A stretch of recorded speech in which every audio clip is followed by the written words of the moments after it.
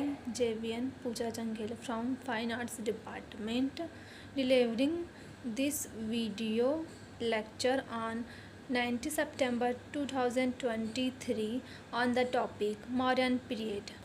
काल का time period 135 से लेकर 184 ईसा पूर्व या बीसी कह सकते हैं तब तक था। मौर्य काल का संस्थापक चंद्रगुप्त मौर्य को माना जाता है, जिन्होंने नंद वंश के जो शासक थे घनानंद, उसको हराकर मौर्य वंश की स्थापना की थी।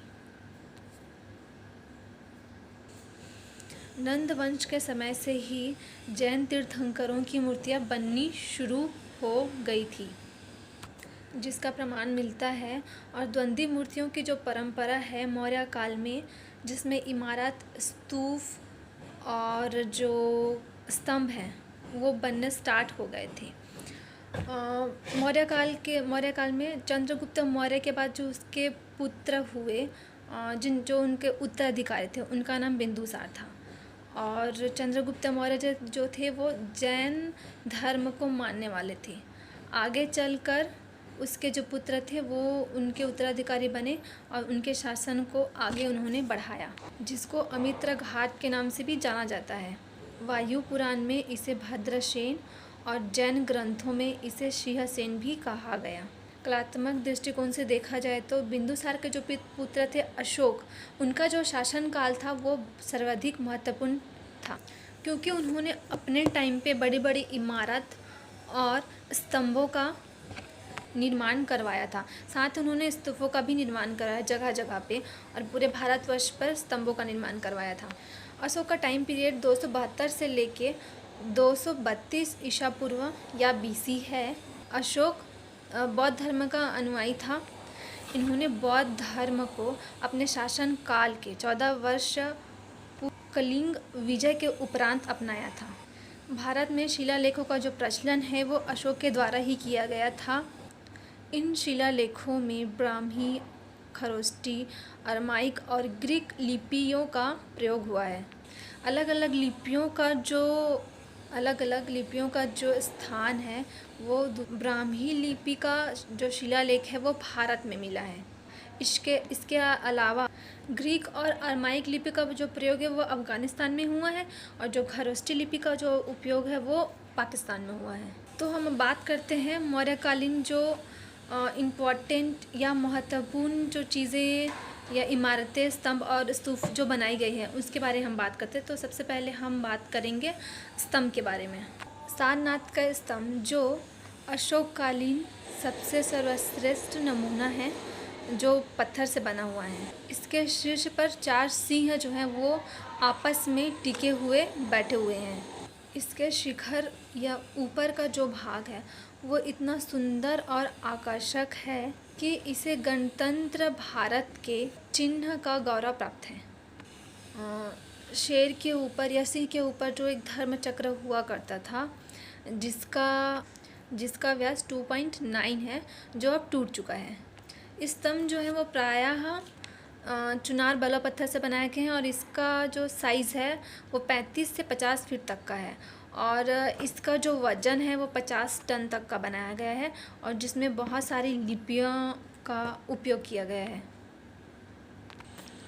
मौर्य काल की एक महत्वपूर्ण विशेषता ये भी है कि उन्होंने जो स्तंभ बनाए हैं उनमें उन्होंने एक ख़ास तरह की पॉलिश, जिसको हम ओपदार पॉलिश बोलते हैं, जिससे चमक होती है, वो उनकी बहुत महत्वपूर्ण विशेषता रही है मौर्यकालीन की। चाहे वो स्तंभ हो या उनकी मूर्तियाँ हों, सारी चीज़ें जो चमक वाली जो चीज़ें हैं वो उन्हीं के काल पे देखी गई हैं। स्तंभ को 2 भागों में बांटा गया है, परगाह और लाट। सबसे पहले ऊपर मतलब शीर्ष होता है, फिर चौकी होती है, फिर मेखला होता है, कंठा, बैसकी, फिर लास्ट में लाट होता है। इसमें कमल को उल्टे करके बनाया गया है, जो सिंह के जस्ट नीचे में है। सारनाथ में भगवान बुद्ध ने अपना जो प्रथम उपदेश है वो पाली भाषा में दिया था।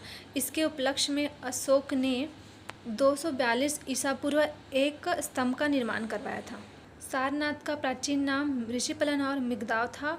सारनाथ स्तंभ चौकी पर 4 पशु बने हैं, जिसमें सिंह, हाथी, वृषभ और अश्व है।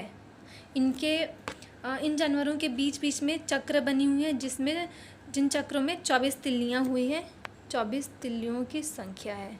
और इस स्तंभ के नीचे सत्यमेव ते जयते मंडो उपनिषद का जो सूत्र है, सत्यमेव जयते, वो इस स्तंभ के नीचे देवनागरी लिपि में लिखी गई है। सारनाथ स्तंभ पे जो जानवर हैं और ये जो चारों जानवर हैं, सिंह, घोड़ा, अश्व, वृषभ, ये चारों दिशाओं के प्रतीक हैं। जो सिंह है वो स्फूर्ति और निर्भीकता का प्रतीक है। हाथी जो है वो चातुर्य और विशालशीलता का प्रतीक है। वृषभ जो है वो भूमि उर्वरता का प्रतीक है। और अश्व या घोड़ा जो है वो राज्य विस्तार का प्रतीक है। और जो अश्व और जो वृषभ हुआ करता था वो मौर्य काल में उनके प्रिय पशु हुआ करते थे। अब हम देखेंगे स्तूप। यह मौर्यकालीन स्तूप है जो विदिशा में एमपी में है, रायसेन जिला से प्राप्त हुआ है और जो बहुत ही प्रसिद्ध है, जो पत्थर से बना हुआ है। यह बौद्ध काल से संबंधित स्तूप है जो एक समाधिनुमा है, जिसको भगवान बुद्ध के अवशेषों को रखने के लिए बनाया गया था, या कहें उनके सामानों को सुरक्षित रखने के लिए बनाया गया था। स्तूप को ठूहा या ढेर कहते हैं। ये जो स्तूप है इसका निर्माण प्रेरणा या पूजा स्थल के रूप में किया गया था, जिससे कि लोग बौद्ध धर्म से प्रेरित हों। यह एक अर्धवृत्ताकार स्तूप होता है, या कहें कि इसकी जो संरचना है वे आधे वृत्त के समान है। चबूतरे के ऊपर यह एक उल्टे कटोरे के रूप में होता है और इस अर्धवृत्त को अंड भी कहते हैं।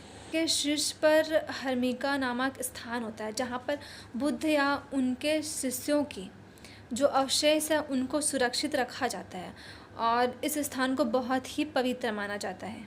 उनका मानना है कि यहाँ पर या इस हर्मिका के स्थान पर देवता निवास करते हैं। ये जो स्तूप हैं प्रायः ईंट या पत्थरों के बने होते हैं। आगे चलकर इनमें थोड़ी सी तब्दीलियाँ हुई हैं। जो सिंपल सा बना हुआ था स्तूप, उनमें उनके दीवारों पे या बोले उनके तोरण द्वारों पर अलंकरण भी किया गया है और उन अलंकारों में बुद्ध के जो जीवन है उससे बुद्ध के जीवन से संबंधित उनमें कथाओं को चित्र के रूप में प्रदर्शित किया गया है। स्तूप का एक हिस्सा होता है तोरण द्वार, जिसको हम प्रवेश द्वार बोलते हैं, और यह स्तूप का बहुत ही महत्वपूर्ण हिस्सा है जो स्टार्टिंग में मिलता है या आरंभ में हमें मिलता है। ये जो तोरण है वह एक सदी ईसा पूर्व बने हुए हैं। सभी तोरण जो हैं या उनकी ऊंचाई जो है वो 34 फीट है और इन तोरण द्वारों पर बुद्ध के जीवन की कथाएँ या जातक कथाएँ जो हैं वो रिलीफ या उत्कीर्ण करके बनाई गई हैं। साल भंजिकाएँ भी उनमें उत्कीर्ण किया गया है तोरण द्वारों पर। यह सफ़ेद चूना पत्थर से बने हुए हैं। इन स्तूपों पे जो साल भंजिका नामक ये जो यक्षी है वो बहुत महत्वपूर्ण है। इसको चारों तोरण द्वारों पर दिखाया गया है, जो एक वृक्ष का डाल लेकर झूल रही है। इसको वृक्षों की देवी माना जाता है। सांची की मूर्तियों में बहुत ही ज़्यादा भीड़ भाड़ को प्रदर्शित किया गया है तथा स्थान की जो कमी है वहाँ उसमें झलकती है और जो मूर्तियाँ हैं वो आधे उभार के साथ बनाया गया है। यहाँ पर भगवान बुद्ध की मूर्तियाँ न होकर उनके प्रतीक चिन्हों को एज अ रिप्रेजेंट किया गया है बुद्ध। स्तूप के 4 तोरण द्वार हैं, जिसमें दक्षिण तोरण द्वार, उत्तरी तोरण द्वार, पूर्वी तोरण द्वार और दक्षिणी पश्चिमी तोरण द्वार हैं। सभी जो तोरण द्वार हैं उनमें अलग अलग कहानियों का अंकन किया गया है मूर्तियों या रिलीफ के माध्यम से। अब हम मौर्य काल की सबसे महत्वपूर्ण मूर्ति दीदारगंज की यक्षिणी जो पटना संग्रहालय से प्राप्त हुई है, हम उसके बारे में डिस्कस करेंगे। मौर्य काल के अवशिष्ट नमूनों में सबसे जो महत्वपूर्ण और सुंदर मूर्ति एक स्त्री की प्राप्त हुई है। इस मूर्ति की माप 64 इंच की है, जिसने अपने दाहिने हाथ में चावर पकड़ी हुई है, इसलिए इसे चावर धारणी भी कहा जाता है। यह जो मूर्ति मिली है वह बिहार में पटना के निकट दीदारगंज नामक स्थान पर प्राप्त हुई है, इसलिए इसे दीदारगंज की यक्षिणी भी कहा जाता है। इसको गुलाबी पत्थर से बनाया गया है और इसमें भी ओबदार पॉलिश जो मौर्य काल की विशेषता रही है उसका प्रयोग किया गया है। जो यक्षी है उन्होंने 16 श्रृंगार करके रखी हुई है। उनके ऑर्नामेंट्स बोलो मतलब पूरी जो बॉडी है बहुत अलंकृत है। कमर में करधनी पहनी हुई है, मांग टीका है, कानों में कुंडल पहने हुए हैं, गलों में उनकी वैजंती माला है और हाथों में चूड़ियाँ हैं। और यह जो मूर्ति है वो बहुत ही आकर्षित है। प्रकार के होते हैं, एक चैत्य होता है, एक विहार होता है। चैत्य ऐसी जगह है जहाँ पर बौद्ध भिक्षुओं के मेडिटेशन या ध्यान करने का स्थान होता है, जहाँ पे प्रांगण जैसा होता है और बीच में बुद्ध की प्रतिमा होती है। वहाँ पे लोग ऐसे सुबह या शाम ध्यान करने के लिए जाते हैं, या इसे उपासना गृह भी कह सकते हैं। विहार ऐसी जगह जहाँ पे बौद्ध भिक्षुओं के रहने का स्थान होता है, वो वहाँ पे रहते थे।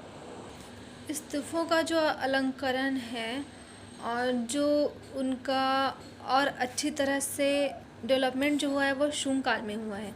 उन्होंने ही उनको और बेहतर बनाने की कोशिश की है पत्थर के माध्यम से। उन्होंने उसमें नए डिज़ाइन, उनमें खुदाई करके जो भी कार्विंग्स और जो कहानियाँ उन्होंने उसमें उत्कीर्ण की है, वो ये सब शुंग काल की देन है। जो पहले मौर्य काल में क्या हुआ कि इन्होंने सिर्फ एक ढांचा ऐसे सिंपल सा बनाया था, फिर ये जो है शुंग काल में जाके और भी ज़्यादा डेवलपमेंट हुआ। जो स्तूप हैं वो और ज़्यादा डेवलपमेंट हुआ शुंग काल में। उन्होंने और नए तरीके से इसको बेहतर बनाने की कोशिश की। कुछ और भी मौर्यकालीन स्तंभ हैं जहाँ पे स्तंभ का निर्माण अशोक ने ही करवाया था, जहाँ पे चारों जानवर एक साथ नहीं बने हुए हैं, पर कहीं कहीं पे कुछ कुछ जानवर को 2 या 3 ऐसे बना के छोड़े हैं। लुम्बिनी स्तंभ जो नेपाल में स्थित है, इसमें शीर्ष पर अश्व की आकृति बनी हुई है। लौरिया नंदरगन का स्तूप, इसके शीर्ष पर सिंह बने हुए हैं और जो स्तंभ की चौकी है उस पर उभारदार उड़ते हुए सिंह, हंस और मोर को अंकित किया गया है। यह बिहार के चंपारण जिले में स्थित है। मौर्य काल की कुछ गुफाएं जो हम देखेंगे, जिसमें से 2 गुफाएं हैं, बराबर की गुफाएं और नागार्जुन की गुफा। ये जो बराबर की गुफाएं हैं बिहार गया से 9 मील दूर स्थित हैं। अशोक काल में बराबर की गुफाओं पे 4 गुफाएं बनी हुई थी। सुदामा की गुफा, कर्ण चोपड़ी गुफा, लोमस ऋषि केव्स, विश्व झोपड़ी। और ये जो गुफा है वो ग्रेनाइट पत्थर से बनी हुई है। जो सुदामा गुफा बनी है वो सबसे प्राचीन मानी जाती है, और जो बाद की गुफा है वो लोमस ऋषि केव है, वो बाद की गुफा है। स्थापत्य की दृष्टि से अगर देखा जाए तो लोमस ऋषि केव्स की जो गुफा है और उसका जो प्रवेश द्वार है उस पे मेहराब का यूज़ किया गया है, जो गॉथिक पीरियड में किया गया था। और गुफा के अंदर जो जालियां लगाई गई हैं वो ग्रेनाइट पत्थर की ही हैं और उनको ऐसे बनाया गया है। और मेहराब को अलंकृत भी किया गया है। वो सर्वप्रथम ऐसा मेहराब है जिसको अलंकृत किया गया है। मेहराब पर अलंकरण के रूप में हाथी की लाइंस या फिर हाथियों को ऐसे लाइन से बनाया गया है। नागार्जुनी की गुफाएं जिसको अशोक के पौत्र दशरथ ने बनवाया था, इसमें 3 गुफाएं स्थित हैं। इन गुफाओं के नाम निम्न है: गोपी गुफा, वहाजक गुफा, वडिथिका गुफा। ये गुफाएं जो है बिहार गया में स्थित है। गोपी गुफा सबसे बड़ी गुफा है और इसकी जो छत बनाई गई है वो ढोलनाकार, मतलब थोड़े से स्लिपी जैसा बनाया गया है। अशोक ने स्तंभ लगभग कुल उन्होंने 84,000 स्तंभ बनाए थे। दिव्यदान और महाग्रंथ के अनुसार 84,000 स्तंभ बनाए गए थे, जिसमें से जो सांची के स्तंभ हैं, ग्रंथों के अनुसार अशोक ने 84,000 स्तूपों का निर्माण किया है, जिसमें सांची का स्तूप इम्पॉर्टेंट है और बोधगया का स्तूप इम्पॉर्टेंट है। में महत्वपूर्ण अशोक का ही पीरियड रहा है, जिसमें कलात्मक चीज़ें हुई हैं और उन्होंने ये सारी चीज़ें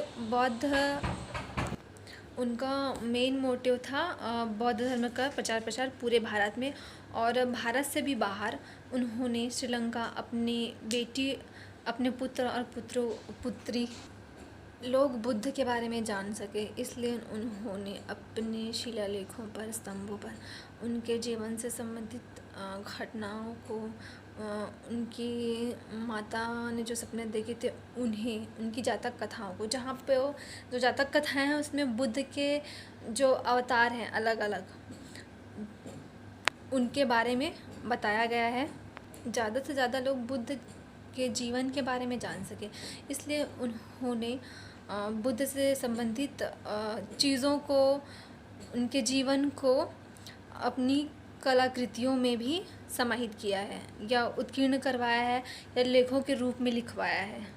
स्तूपों की सही से रख रखाव न होने की वजह से बहुत सारे जो स्तूप हैं वो अभी नहीं रहे जो अशोक ने निर्माण करवाए थे। कुछ ही ऐसे स्तूप हैं जो अभी बचे हुए हैं या बोलूँ कि सही अवस्था में पाए जा रहे हैं, क्योंकि उनको यूनेस्को ने अपने अंडर पे लिया है और उनके रख रखाव का पूरा जिम्मेदारी उनके खुद का है। धीरे धीरे हमारी धरोहर जो है वो ख़त्म होती जा रही है, कहीं ना कहीं इसमें हमारी ही गलती है। आई जेवियन Pooja Jangle from fine arts department delivering this video lecture on 19 September 2023 on the topic still life।